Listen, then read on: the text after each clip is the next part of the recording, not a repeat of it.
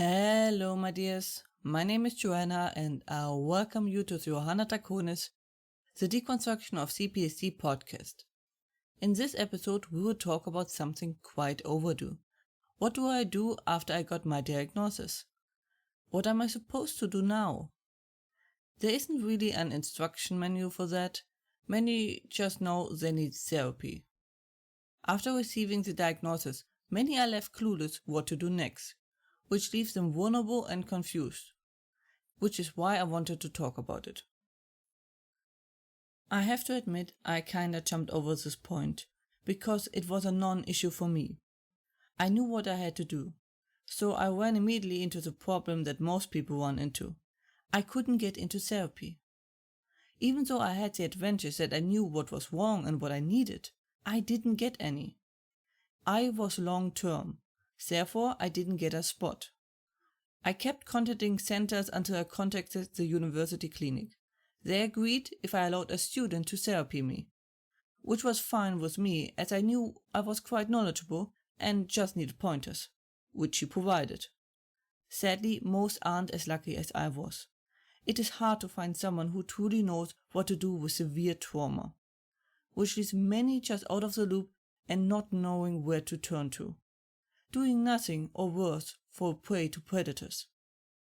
I was surprised why my episode PTSD and its symptoms was in such high demand, until I realized how bigger the problem was than I thought, which changed my perspective and plans entirely.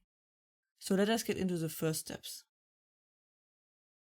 The first and most important step is to clear your schedule. Check everything you do and check if you really have to do it. I mean everything. There's a lot of things we do because we do them. We had so far no reason to stop doing them, but now you received a serious diagnosis, so it is now time to pull the whipcord. Now is the time for pragmatism. The faster you do that, the faster you get a good footing. Of course, you are not supposed to kick out everything that isn't essential like eating or sleeping. It is important to have moments of joy and success moments. But first, we must clear our schedule from anything that we don't need to survive. And then check those things if we need to do them also often, or if we can do something more effective instead, or the like. It is very helpful to make a list of non-survival things and rank them in their value and how much you need them. If possible, use it to combine or find better alternatives. It is crucial to free the schedule as much as you can. Clearing the schedule serves multiple purposes. One of them is to get energy. You are most likely running on your last reserves and you need all the energy you can get, even if you are still in a good spot. It will get worse. The healing process is enormously energy consuming, so the more you have, the better you heal. And getting energy while you are healing is a difficult process, so it is better not to rely on it. Energy will be your most important factor to manage, as it is the factor that decides success, speed, smoothness of the healing process. And it will be your safety cushion in case something goes bad. You need to free up as much as you can, so you have as much of it as possible at your disposal. As soon as your brain has enough energy, it will start the healing process and try to tackle the issue. See the energy as your troops. Any knowledge you gain regarding the topic is their intel, and the more energy, the better they are equipped. So the more energy, the more likely their success and the smoother it will be. Second step is to cut out all potential threats, at least for now. It is unwise to keep ignoring your triggers and the like, but at the start, when you have no idea what is going on, it is better to cut them out of your life. That can be people, media, books, areas, cars, anything really. Regarding people, I just want to say, just because you cut them out for now, doesn't mean you can't rekindle or you continue your relationship with them. It is important to create a safe zone, as in a zone where you are safe from threats and the like to your mental health. It is important to note that this zone is meant as temporary shelter.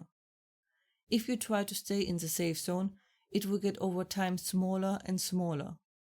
This place is meant to catch your breath before you go at it again. This is just to counter your strong vulnerability due to this illness. Last, but not least, step is to get help. That doesn't just refer to professional help. This can be a chat group you're regularly in or a gaming group you play with. Anything really that helps your situation. Getting help is a great thing. I know for many this will hardly be their reality, but see if there isn't a way you can get help besides a therapist. Be it books, groups, self-help, whatever, or the like. Every bit that helps is a good thing, but be careful that there aren't any strings attached. You belong now to a vulnerable target group, which means you are getting preyed upon. So be very careful. Good friends are always a wonderful thing, but especially now they can be invaluable. Otherwise, I can only recommend pets.